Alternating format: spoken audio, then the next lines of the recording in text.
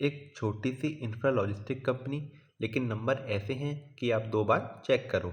क्या ये stock quietly अपनी फाउंडेशन स्ट्रांग बना रहा है या फिर नंबर सिर्फ ऊपर से अट्रैक्टिव दिख रहे हैं। आज हम बात करने वाले हैं ताराचंद इंफ्रा लॉजिस्टिक लिमिटेड के बारे में। एंड सिर्फ सरफेस से नहीं, डेप्थ में जाएंगे, layer by layer, number by number, बिना हाइप बिना प्रॉमिस, सिर्फ डेटा और लॉजिक। तो वीडियो को एंड तक जरूर देखना, क्योंकि लास्ट में जो पिक्चर निकलेगी वो शायद आप एक्सपेक्ट भी नहीं कर रहे हो। सबसे पहले समझते हैं कि कंपनी करती क्या है। ताराचंद इंफ्रा लॉजिस्टिक लिमिटेड नाम से ही क्लियर है, ये इंफ्रास्ट्रक्चर प्रोजेक्ट को लॉजिस्टिक सपोर्ट देती है। Heavy equipment shifting, engineering support, project logistic, मतलब जहां बड़ा इंफ्रास्ट्रक्चर प्रोजेक्ट होता है वहां इस तरह की कंपनी बैकबोन का काम करती हैं। इंफ्रास्ट्रक्चर सेक्टर साइक्लिकल होता है। Government spending, private capex, economic growth सब इसको इम्पैक्ट करते हैं। तो सवाल ये है, क्या कंपनी सिर्फ इंफ्रा वेव पर राइड कर रही है या फंडामेंटल सच में स्ट्रांग है। चलिए स्टार्ट करते हैं वैल्यूएशन से। सबसे पहला सवाल, मार्केट इस कंपनी को कैसे प्राइस कर रहा है। इसका पीई रेशियो इंडस्ट्री के कंपैरिजन में लोअर है। पीई रेशियो सिंपल लैंग्वेज में बताता है कि आप कंपनी के 1 रुपये की अर्निंग के लिए कितना प्राइस पे कर रहे हो। अगर किसी का पीई इंडस्ट्री से कम हो तो दो पॉसिबिलिटी होती हैं, या तो मार्केट उसको अंडर एस्टिमेट कर रहा है या फ्यूचर ग्रोथ को लेकर डाउट है। अगर बाकी के फंडामेंटल स्ट्रांग निकले तो ये वैल्यूएशन ग्रीन फ्लैग हो सकता है। लेकिन रुक जाइए, सिर्फ सस्ता होना इनफ नहीं, सस्ता ग्रोथ के हिसाब से भी होना चाहिए। और यहीं पर आता है next twist, that is PEG ratio. PEG ratio PE को ग्रोथ से डिवाइड करता है। यहाँ पर कंपनी का पीईजी रेशियो है सिर्फ 0.14। नॉर्मली अगर पीईजी 1 से कम हो तो इसका मतलब होता है कि ग्रोथ के कंपैरिजन में वैल्यूएशन रीजनेबल हो सकती है। यहाँ पर रेशियो है 0.14, जो इंडिकेट करता है कि ग्रोथ के हिसाब से प्राइस हैवी नहीं लग रहा। ये वैल्यूएशन साइड पर एक स्ट्रॉन्ग ग्रीन सिग्नल हो सकता है। लेकिन वैल्यूएशन स्ट्रॉन्ग है तो भी एक सवाल बाकी है, क्या कंपनी शेयर होल्डर के पैसों को कितना इफिशिएंटली यूज़ कर रही है। तो चलिए देखते हैं अपना next metric, that is ROE, means return on equity. यहाँ पर कंपनी का ROE 19% से ज़्यादा है। इसका मतलब अगर शेयर होल्डर ने 100 रुपीज़ इन्वेस्ट किए तो कंपनी उस पर 19 रुपीज़ से ज़्यादा का प्रॉफिट जनरेट कर रही है। जनरली 15 to 20% से ऊपर का ROE हेल्दी माना जाता है। ये इंडिकेट करता है कि मैनेजमेंट कैपिटल को इफिशिएंटली डिप्लॉय कर रहा है। ये प्रॉफिटेबिलिटी साइड का ग्रीन फ्लैग है। लेकिन शेयर होल्डर का पैसा अलग बात है, पूरा कैपिटल इंक्लूडिंग डेट कितना एफिशिएंट है ये हमें बताएगा हमारा नेक्स्ट मैट्रिक, जो कि है ROCE। ROCE means return on capital employed. यहाँ पर कंपनी का ROCE 17% से ऊपर है। ये हमें बताता है कि कंपनी अपने total capital means equity plus debt पर कितना रिटर्न कमा रही है।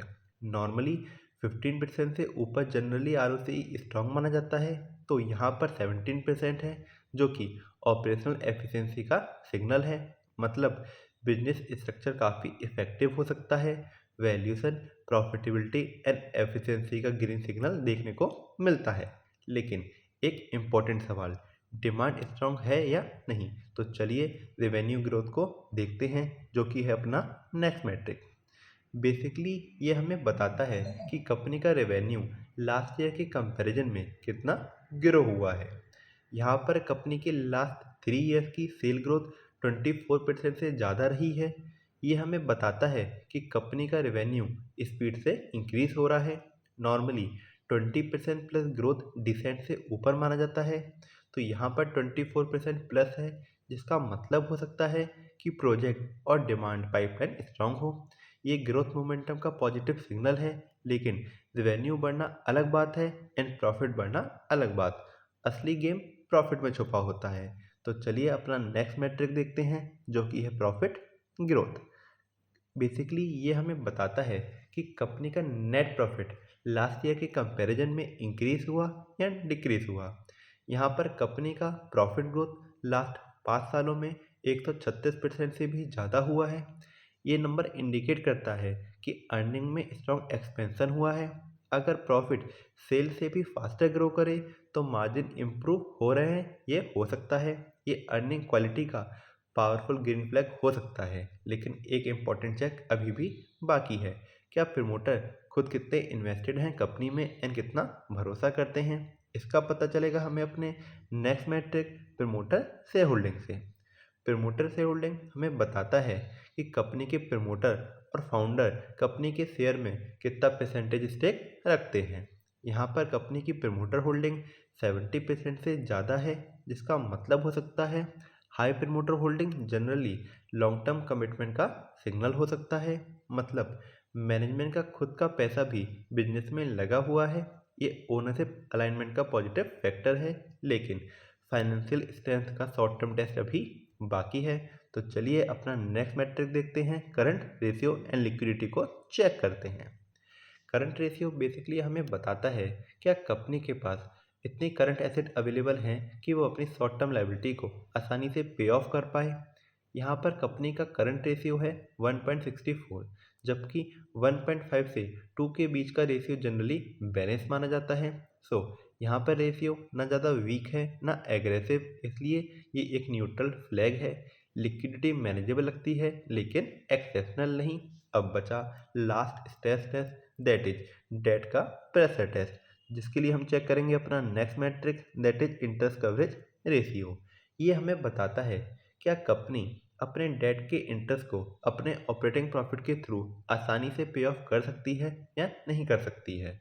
यहाँ पर कंपनी का इंटरेस्ट कवरेज रेशियो है 4.93, मतलब कंपनी अपने इंटरेस्ट को अराउंड 5 बार कवर कर सकती है।